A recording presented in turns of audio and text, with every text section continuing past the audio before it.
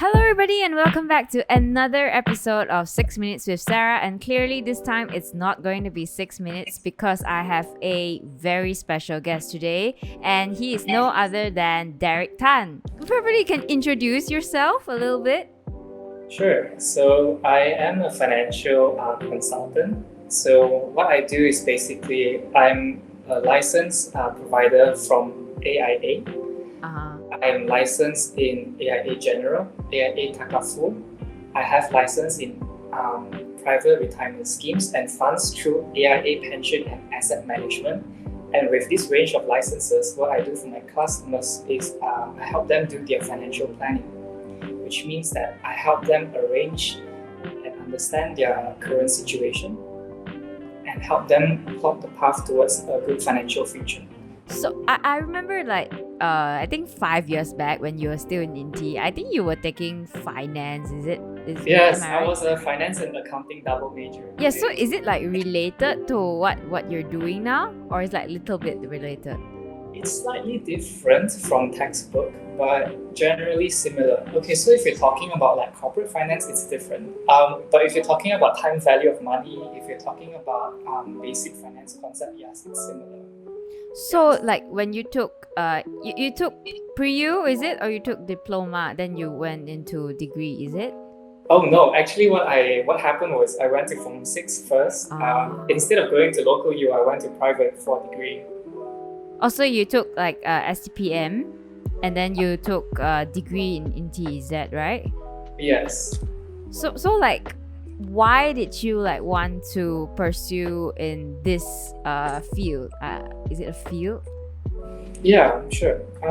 Financial consulting business is a very crucial role in any economy or any country because every country they will have pillars put in place for retirement, for the welfare of the citizens, and financial planning is a key role in that.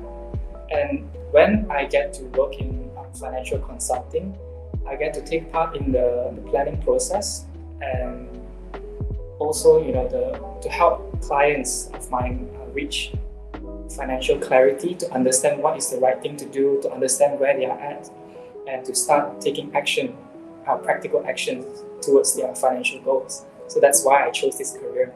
Funny story, actually, this is not my first choice. Oh, so what's your first choice? Not to say first choice, but I was actually, because I didn't get exposed to this industry till the very end of my college life. Oh, okay. So when I was in college, the biggest job for our course was a business program. It's business what? Sorry? Business program. Business program. Yes. And what is that? Okay, so we have companies, because we're in Penang, right? Yeah, Penang is the hot spot for industrial zone because we have correct. auto labor. We are fairly educated because our English isn't tone. So, oh really? Yeah. So we are located in the Southeast Asia trade as well. So Penang, KL, Singapore, actually we are the hotspot for the industrial. For businesses, is it? For business, for industrial development, all that. So apparently Penang is more of a hotspot for industries like semiconductor compared to KL, because KL doesn't have so many semicons. Yes. Yeah. So I was actually offered a chance to work in Dell under their business development program. So it's a fast track program. Which you turned down. Yeah, which I turned down. Okay. The salary was crazy. It's very good. It hurt a lot when I let go, but no regrets today. Oh, okay. I'm glad to hear you're doing well. So business program, right? You mentioned business program. So what is the difference between business program? I know business grads, right? They have lots of things you can do. It's not like if I'm in therapy, I do only that. But in business, there's one thing is that you have so many fields to choose from. Will you feel a bit rambang mata? You don't know what to choose. Was that the case for you? At first, yes, but I'm the kind of person that takes on things and goes all out to understand and to grow in that area. For example, in college, I remember listening to your podcast. I think in one of your 6 Minute with Sarah podcasts, you were talking about discovering yourself, and then whatever you take on, you will go all out. You know, music, dance. Oh damn! curriculum. Yes, I did say that. Yeah. So Yeah. similar in that sense. So when I was in college, I was very eager. When I heard of debate competition, a position to run a big charity function or to host this, to do that, I was always game. I was always up for it. But I wasn't always the most confident, or was I always the most sure? Wait. Let me rewind back. That you took part in debate competitions, right? Did you go to state level? No. How old are you? 24?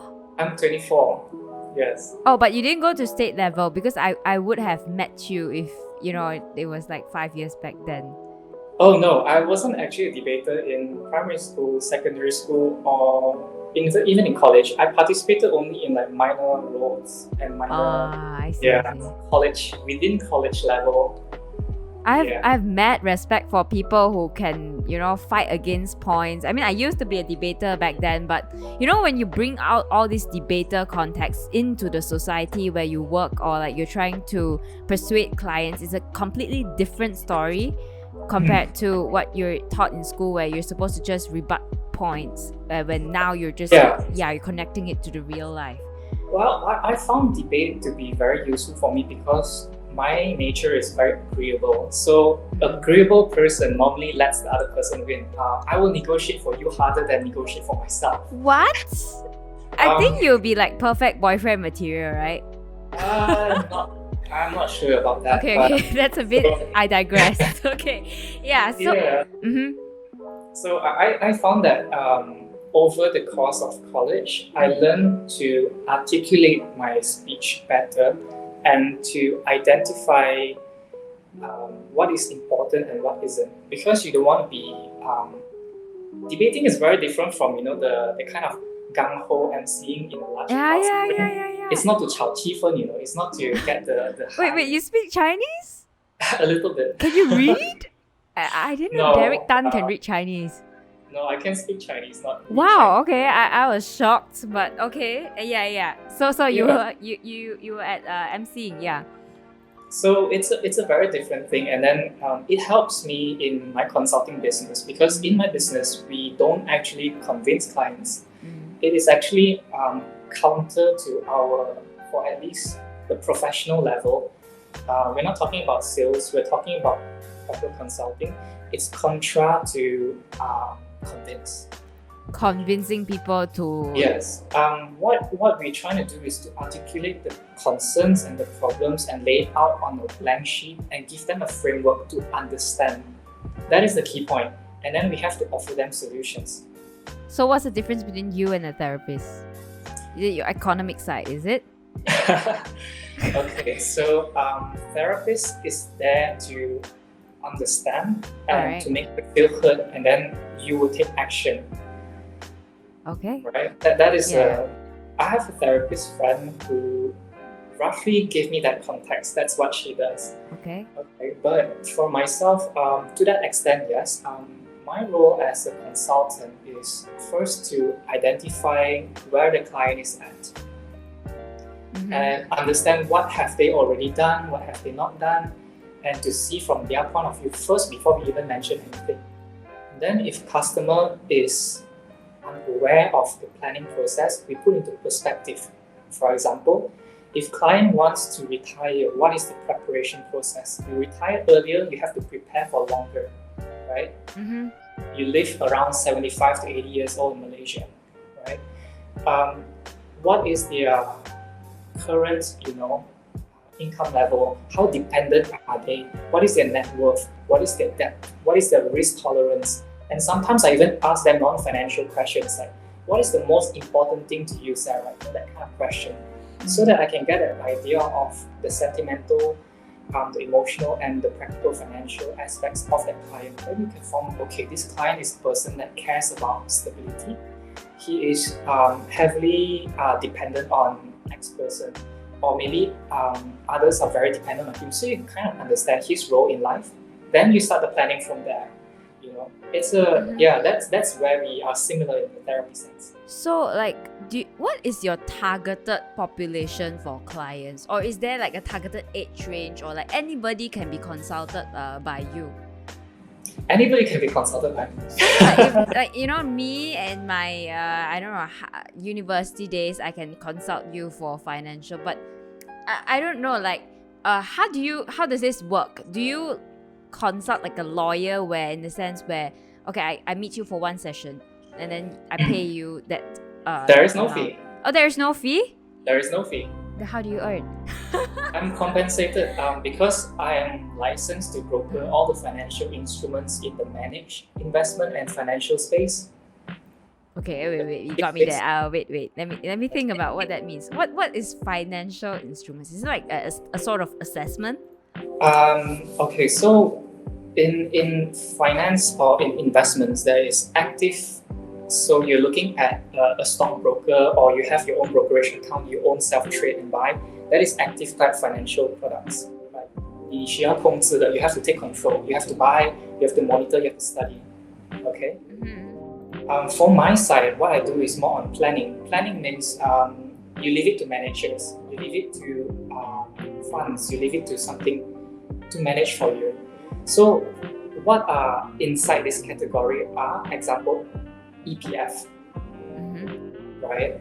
So it's a routine, you contribute to it, and the planning is retirement. For my case, I provide customers, let's say we're talking about investment space. I have endowments and annuities, I have funds, I have retirement schemes, I have insurance and investment alternatives, right? So these are the few things that I provide. So consultation for me is free. Why I do it free is because I don't want clients to have pressure. So are there people who don't charge it for free? Like offer it with a fee?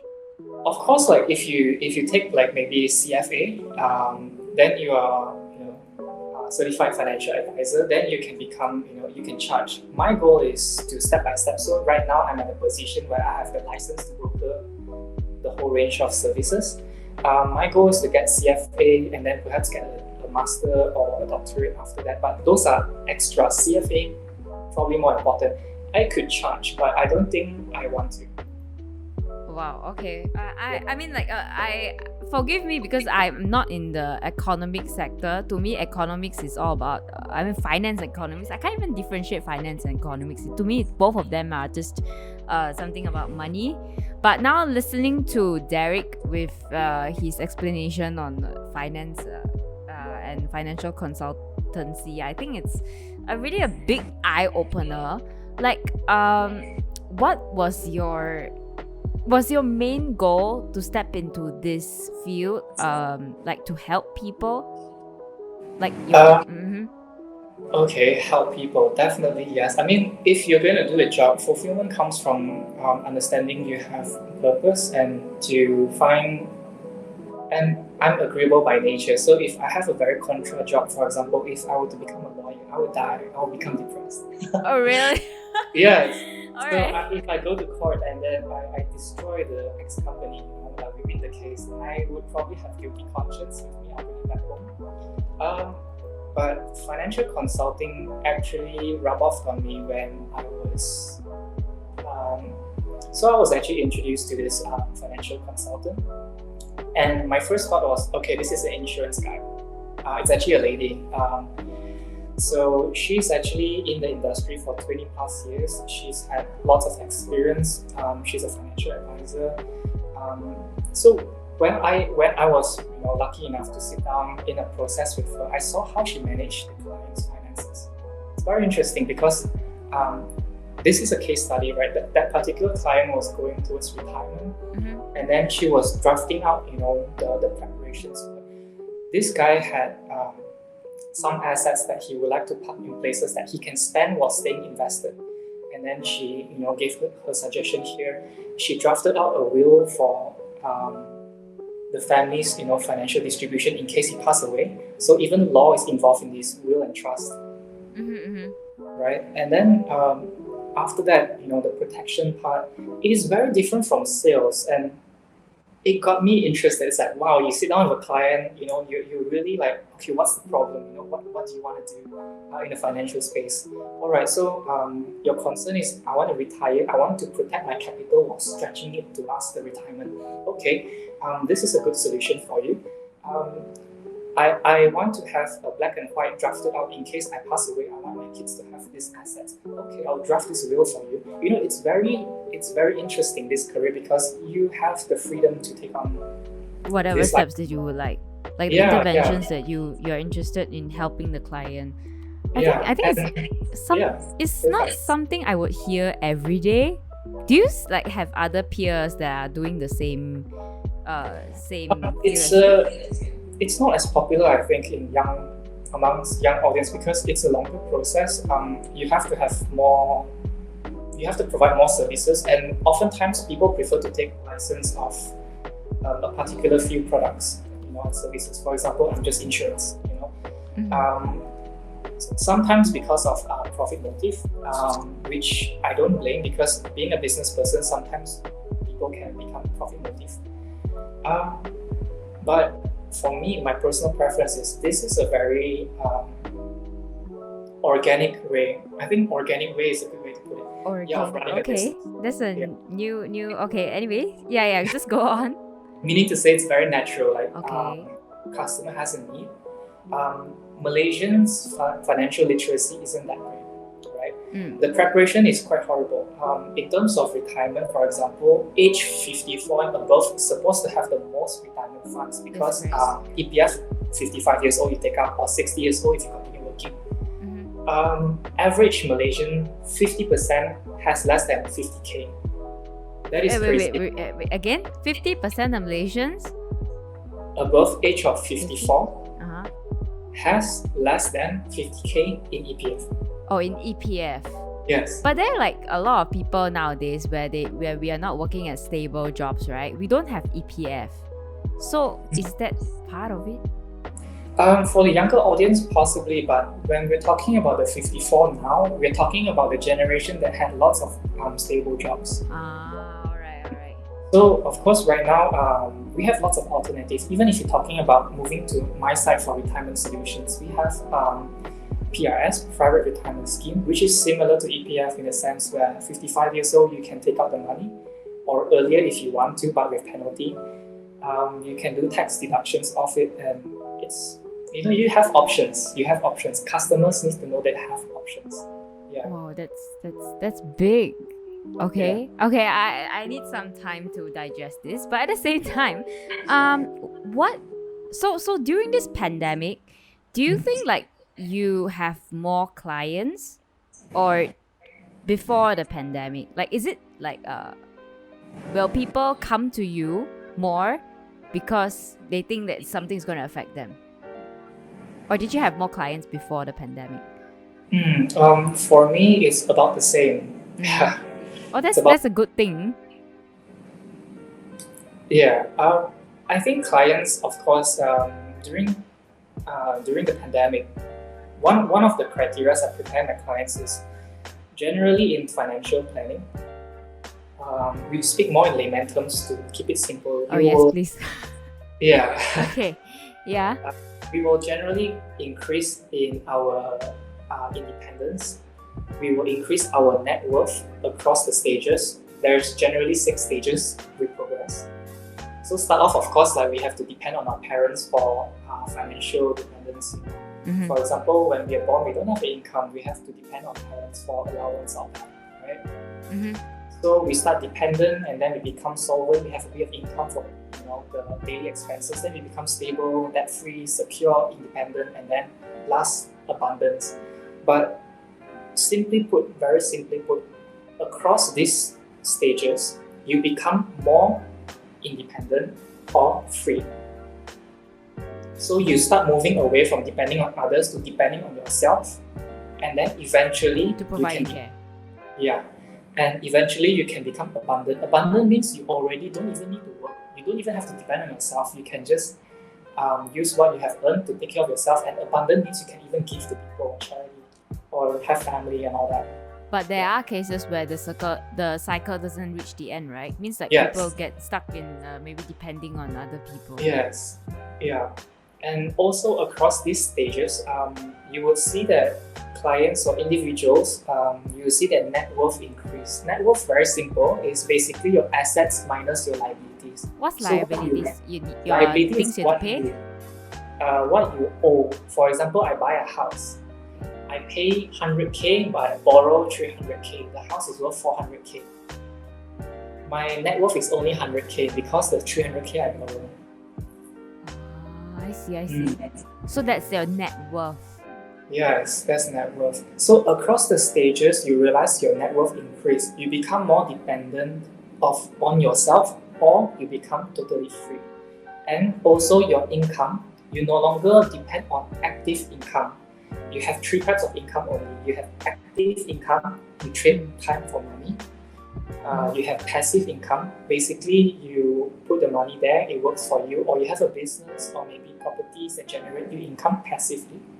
Or you have portfolio income. Portfolio could be like EPF. You park the money in there, it grows. You take it out, that's your income. Right? It's invested in a portfolio. There's this one saying where if you always rely on active income, you are going to spend the rest of your life poor. How much can you agree with this statement? Like they are trying to push people towards passive income to invest and through Bitcoin and all those. Yeah. Bitcoin, Will you recommend that? Okay, this is not in my jurisdiction to say whether it's okay or not, but Bitcoin is a speculative class investment. It's not illegal, but it's a speculative class. What's a speculative? Wait, let me see. Is it like not everybody agrees with it? Speculative the definition ranges, but it's roughly around these lines of it's not based on anything material. For example, business has income generated, it has a track record, it creates a certain services and goods that it sells at a certain profit margin, and roughly have a grasp on its productive capacity. Right? But Bitcoin is a concept that is yet to be adapted and accepted. Of course, speculative could be you are betting that the future people accept crypto. If it truly happens, then by all means you're going to be rich. So I will not stand against it, neither would I offer it. That's why I don't work with such things. Because it's something that you can't depict for the future, is it? When you think about financial planning, in my area, what we do for customers is just now actually we divert from we the topic. divert a lot from the topic, but yeah okay. Okay. When we do financial planning, our objective is not to overpromise customers or to tell customers what's the hot stock, what's this, what's that. It's very different. We are there, and our role is important, especially upfront. Upfront because we have to identify and understand where the customer wants to go, what their lifestyle is like, what's the trajectory like, what's the commitment like, how much can they put aside towards that goal. We figure it all beforehand. And then we would allocate the resources into, let's say, retirement funds, into insurance to protect the risk, so that they can plan a foreseeable future. Because when you do planning, 你讲得到做得到. What you say is what you can achieve. That is the key principle of financial planning. It's not like, hey, I got this amazing product. It's like da da da. No, it's financial planning is about what we are able to control now. What is your position now? What can we understand about now and what you want to have? Let's plan from that. Start somewhere. Then, as we progress, maybe you start from nothing. Start small, it's fine. And then when situation change, let's do another consult, like that. Wow, okay, I see. And then the products only come in when the need arises. So we plan already, okay, what's the objective? I want high returns over a long time. Consider equities, then you take it and put inside a fund. If you're looking for stable, then okay, finally then the product comes in. It never comes in before. It's the other way around. Yeah, so we never say this is good, that is good beforehand. So the main point here is to cater to the client's needs and Yes. to see what they want, then we plan from there. Sometimes they don't know what they want. The process helps them identify, because a lot of people, they don't know. First of all, we have bad habits. We spend everything, we don't track. Some people have smoking habits, binge eating, they have splurging, shopping. They may even have impulsive habits, like taking on debts to finance impulses like gambling. So our job right now is to identify where the customer is at. I'm not there to babysit my customers. I'm there to work with my customers. So yeah, we generally understand where they're at, what their position is, and then we put things into perspective. And then from there we start building up. I think it's a new trend for especially this is it a new trend for this decade, or this has been around for like very long time, like financial consulting? Financial consulting, actually, I wouldn't say it's super popular, but this is more a matter of financial literacy. Like, how much do people know about personal finance? I see. So yeah, because most of the time, what we understand about finance is what is the best, what is hot. Yeah, it's the trends. It's what's hot. People are not so keen to learn how to plan their wealth. They are more keen on how to get there rather than to plan. They're like, okay, I see other people doing Bitcoin, right? So I will go and try Bitcoin. But they don't work towards planning the other things around it. They just focus on that one thing. Or at least that's what the trend I'm seeing now. Yeah. Yeah, it's a very fat market. Like with my younger clients, I'm quite blessed because clients respond well when you care. Clients don't respond well when you push. So even if younger audience are a bit more gung-ho and what's gung-ho actually? I keep seeing gung-ho this is term. a bit like impulsive, like I see, okay. They have their opinions and all that. It's good to hear them out. It's good to see where they're starting from. But clients start to, once you put things into perspective, like everyone wants to retire early, of course. Yeah, but by statistics, we know that nobody in Malaysia, I can't say nobody, on average, a lot of people are doing quite bad with their planning. A lot of people are doing quite badly. So it's a contrasting thing. When you put things into perspective, they start to wake up. Okay, let's get practical, let's get serious, because this is no joke, we cannot play forever. Maybe if you mess around in your 20s, 30s, it's fine to make some mistakes and be impulsive and jump here and there. But eventually you have to get serious. What's the objective? You have to get it done. And then to be accountable is to plan properly. Yeah, not for a salesperson to tell you this will solve everything. Just trust it. Just has to have isi huraian contoh. What's the solution? What's the problem? How should we solve it? What kind of planning should we do? What's the budget we should allocate aside? What is the current situation? What's the right tools that you should use to match with this objective? Then comes in the product. It's actually like I find it relatable. I have a few other friends who, like, in this, especially in this pandemic situation, right? A lot of people are trying to fight for their income and stuff like that. So they don't really think that much, or let's say like they are 走死路 or 走绝路 means there's no way for them. Then they'll like they don't plan anymore. They just resort for the best. So they sort of like give up on themselves. And I believe there's a lot of people out there who during this pandemic have lost their jobs, and then they're putting their final bit of income or savings into that big other something, and then it just ends up failing.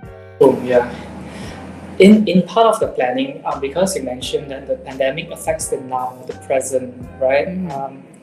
Then a lot of people are resolving to destroying their future for protecting the now, because people are withdrawing retirement funds to survive today. Yeah, great. Crazy. And that means that right now, they may get by, but they can't retire. So in the financial planning process, being independent, I help my customers make sure that they can take care of the now, even if they can't work for, let's say, 3 to 6 months, they are still fine. So I do not overcommit my clients. At the same time, I show them how to allocate. So it's like even a in two-way crisis planning. time, Plan for all- now and plan for future at the same time, rather than just putting all the birds, all the eggs into one basket. Is that that's right? why the thing with planning is you can never be responsive or reactive. You have to be level-headed. You have to be calm. You have to know what is available, what is the cost benefit, and you need to know what you really want. And that can be identified through the planning process. I'll show you what I do with my customers. Oh, sure. Like stacks of these papers, and inside there is like questionnaires. These are Okay. specially drafted by me. So Oh, why I okay. do that is because I generally focus on customers' feeling, concerns, and goals to give me a rough direction on how their planning style should be like. Their overall planning, which helps me understand how stable they are now or what have they done. We don't want to do too much for the wrong places. Like if they don't have a lot of commitments, in case they pass away, they don't need to pass on anything to anybody. Like they don't have kids, spouse that depend on them. We don't want to cover them with life insurance, for example. Mm. So understanding where their position is important. If they don't have emergency fund in bank like FD, then we should focus on that. So in case crisis happens, they can't work, they can use emergency fund first. If they have sickness, they can use insurance. If they have extra, let's start building. You know. Okay.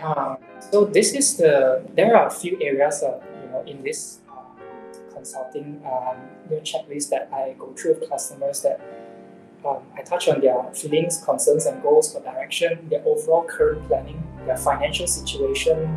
So it talks about their budget, we'll go through it, their income taxes.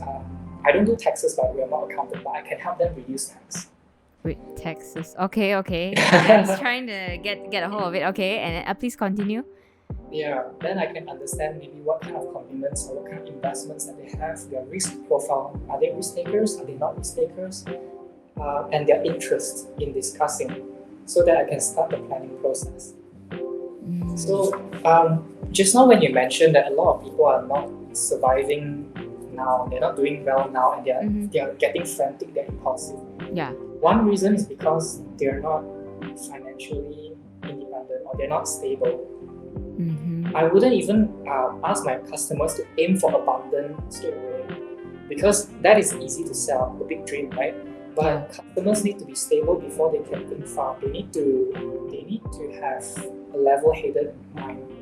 For example, if my customers, I prepare them in 3 ways first, right? Starting off. If you're a fresh grad, like let's say if I were to consult you, I'll prepare you in 3 areas first. Which are? Number 1 is basic protection. You don't want too much, just enough to make sure that in case something happens, you don't have extra expenses. You don't want to over budget here. You just want to identify what are your problems that you might face. For a single person, normally it's problems when you're alive. I live too long. When I'm alive, I have illness. When I'm alive, I have disabilities. These kind of problems you want to solve. Unexpected issues are okay. Yeah, because if you don't have the buffer, you will burn through your savings and you jump back to depending on other people or borrowing money, which is depending on bank or government incentive. That's number 1. So you're stable there for in case situations. Number 2, what if you can't work? Have emergency funds. Not long-term saving plan, money you can take out fast without losing value. We're talking about stable investments. Like FD? FD is one, FD is a good one. Okay. Yeah, so customers of mine normally would have their emergency funds prepared for around 3. Some customers are a bit more aggressive. They will go till 1 year. Okay. Yeah, but generally they have a buffer. So for example, if I can't work, I can maintain my lifestyle before I jump back to depending to people. In the meantime, I can tahan 3 to 6 months, for example, while I figure out how to get my income back. It's a buffer. So you're trying to like stretch the level of stretch the duration of independence for a longer time. It's acting as a buffer. You don't want too much here. You don't want to put 3 years here because the money is not growing. Save money doesn't grow on. Okay. right? So you want to have enough in case, but not too much. So you have to identify. So okay, customer knows that if I'm sick, I'm fine, or if I have job difficulties, I'm fine. And then the third thing is, are you balancing your budget well? Because after you are independent, you are secure, you have to build a net worth, because to retire you need net worth. You stop depending on active income, you start depending on your portfolio income, for example. So you have to start building a net worth now. Where does it come from? It comes from the extra money after you minus expenses from your income, the surplus, positive cash flow. Okay, Yeah. that's like a lot of words for me to swallow Okay, for today. extra money after leftover after you spend. But it sounds like a legit plan that people don't think about nowadays. I mean, I would be very interested to try it out and try to plan my future ahead of me, rather than falling back to being independent again, which is something a lot of people are doing nowadays, especially after COVID-19, after MCO lockdown.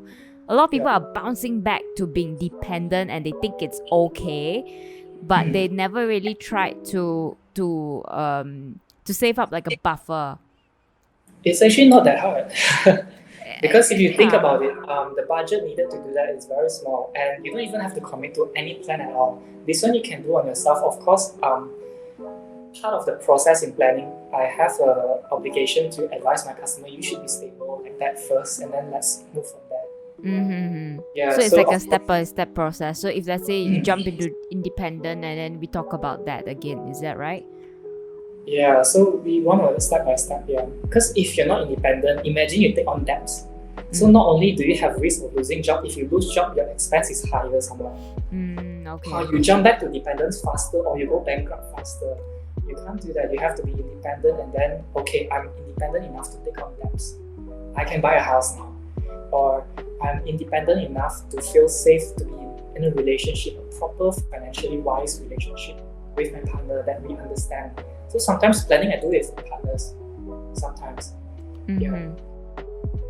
So like, what advice can you give to the people who are now struggling with their finances?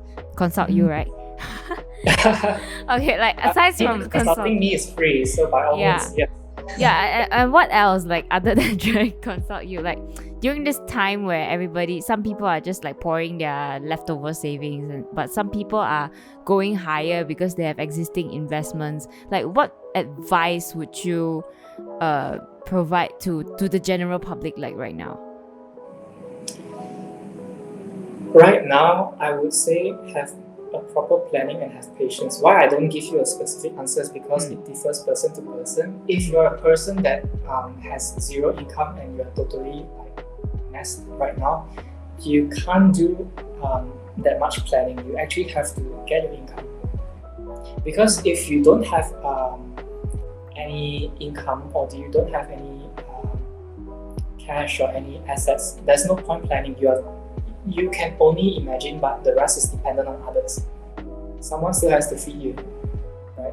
So it depends person to person. But let's say if the person has some assets already, they have some preparations already, and they're thinking of what to do next. Definitely feel free to consult. I could advise you on what to do next. Maybe you should start growing your money.